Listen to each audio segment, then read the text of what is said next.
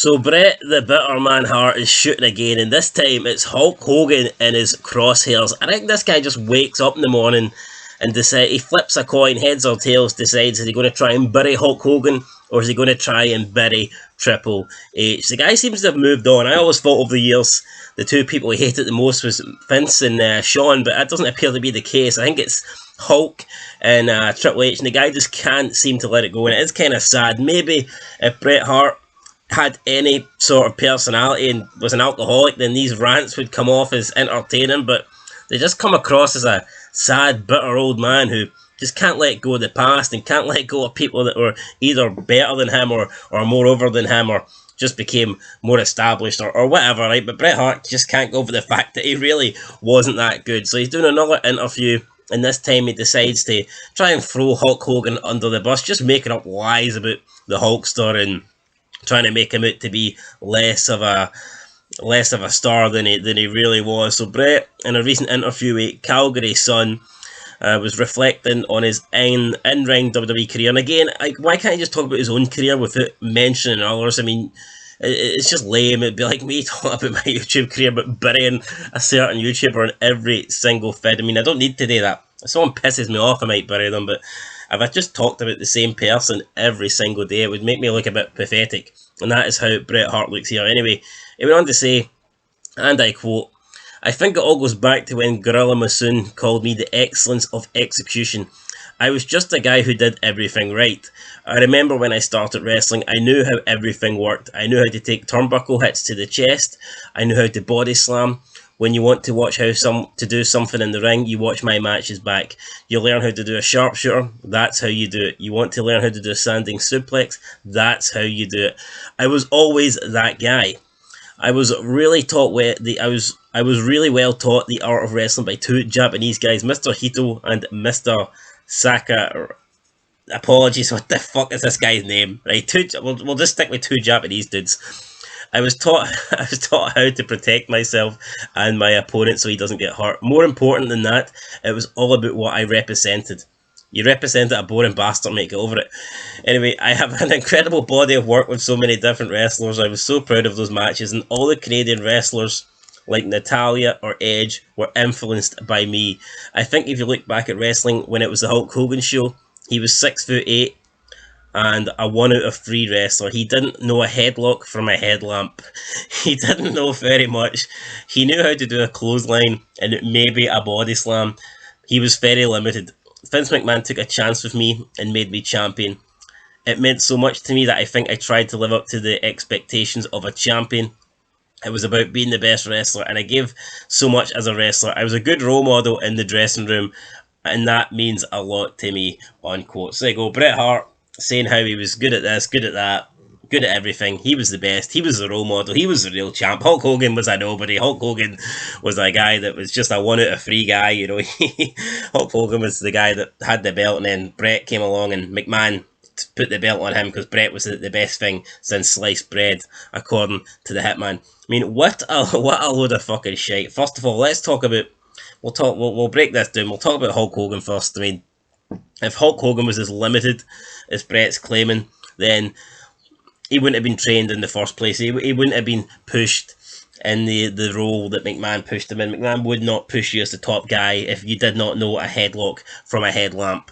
I think that's very disrespectful. I think even the average fucking person, even the most brain-dead bastard in the world, probably knows the difference between a headlock and a headlamp. So to insinuate that Hogan didn't know the difference is bullshit for Bret. And you could argue that the guy's, you know, trying to be sarcastic. He's trying to throw a bit of humour in there, but I've never seen anything humorous for Bret Hart in my life, so he probably does genuinely believe that he didn't know the difference between a headlock and a headlamp. But again, I mean, that's pretty much nonsense. I mean, Hogan knew basics, he knew moves, he knew a decent amount about the business, and he obviously knew how to be a star because he was the biggest star ever and 10 times a bigger star and bigger draw than Bret Hart could ever hope to be. So to say that Hogan didn't know anything is ludicrous for Bret Hart. I mean, Hogan, without Hogan, there is no Bret Hart. It's as simple as that. I mean, there could be a Bret Hart, but he'd be fucking wrestling in his daddy's dungeon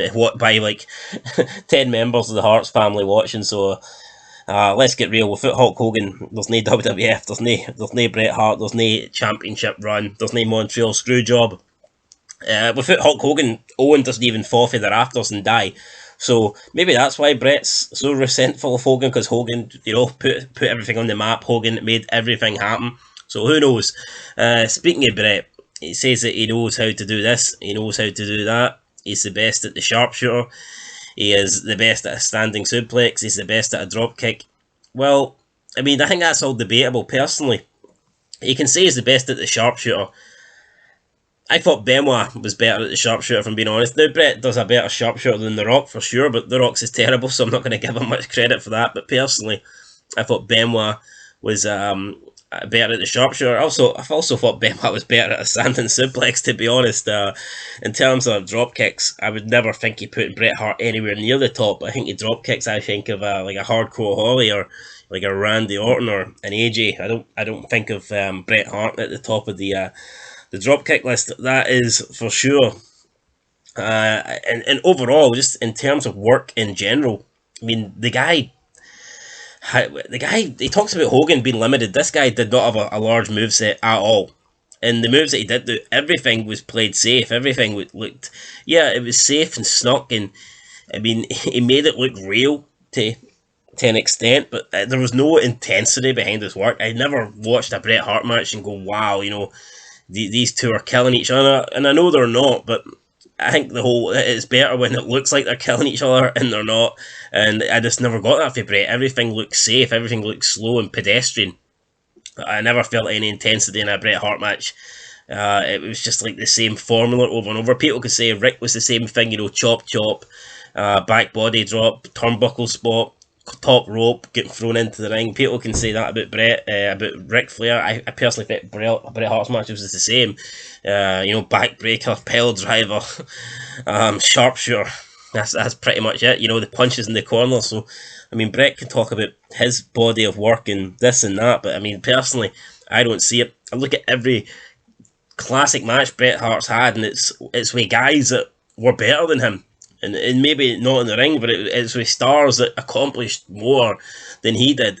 And I'm looking at these same stars, and I think they had better matches with other people. I mean, you look at Bret and Austin, yeah, they did a good match, but I mean, I'm looking at Austin and Rock had a much better match. I'm just looking at the matches Bret had. You'd Bret and Hogan. Hogan and The Rock had a better match. I don't think Bret and Taker and Michaels had better matches. So I'm looking at Bret. Bret can talk about he had all these great matches with all these people, but I mean, has Bret ever had a match with someone and you go, that's their best match? I don't think so. I think you can look at Shawn Michaels, and arguably most of the roster had their best match with Shawn Michaels. I look at the roster, and who really had their best match with Bret? Nobody. I don't think so anyway. I mean, even Hogan was having better matches. Like I said, Hogan and Rock was better than Hogan and Bret. So, it is what it is. The guy can talk about, and he talks about Canadian wrestlers being influenced by him. I mean, I don't see a lot of Bret Hart's work in Edge's style. I don't see a lot of Bret Hart in Jericho. I mean, I can see a bit of Bret Hart in Benoit. But for me, I would put Benoit above Bret personally. I mean, I think Benoit is arguably the best Canadian wrestler, maybe even the best of all time, never mind Canadian, from any part of the country. But it's certainly not Bret. The guy was stuck in the 90s. I personally didn't see him evolving with the Attitude Era. I just think the guy had one style. Didn't see much more of that. To me, he was Bret Hart. I could imagine him being a trainer. But for me, in terms of a guy that was like groundbreaking in the ring, I certainly didn't see it. And he says this all the time about Triple H. He calls Triple H a 4 out of 10. I mean, to me, Bret Hart was a guy that you could work a good match with, but I don't think you were getting a classic out of Bret unless you were, top dollar yourself. So it is what it is. I personally don't see this guy. I mean, who knows? He'll probably be ranting on Triple H tomorrow, and then next week he'll be back to Hogan. But I think he's just jealous because Hogan is the man. Hogan is the biggest star the company, the business has ever seen. And as for Triple H, he did alright for himself. 14 world titles, married the boss's daughter. I mean, Triple H, job for life. Arguably, yeah, but more successful than Bret Hart as well. Plus, I prefer Triple H. I look back at Triple H's career and I think he had better matches. than Bret Hart did. So yeah, better moments as well. Party DX, Party Evolution, pretty much ran the show in the early 2000s. I think I prefer both Triple H and Hulk Hogan over Bret, and that probably pisses Bret off. But you know what? A lot of things piss Bret off. So here, that is what it is. Apparently, Hulk Hogan didn't know a headlock from a headlamp. So, but I don't think Bret knows the difference between fucking being a wrestler and being a star. I mean, this guy. Let's be real. There's loads of Bret Harts, right? There's loads of them. You go to Ring of Honor, you go to all these indie shows, and there's probably loads of Bret Harts, but there's not loads of Hulk Hogan's. I mean, a lot of people are compared to Bret Hart, likes of Bryan Danielson. People say, oh, he's a Bret Hart. There's probably loads of guys in Japan, and there's not loads of Hulk Hogan's. You know, there's not people with there's not people that are starring in Rocky 3. You know, there's not people that are drawing in millions and millions of people. There's not people that can single-handedly revolutionise a business.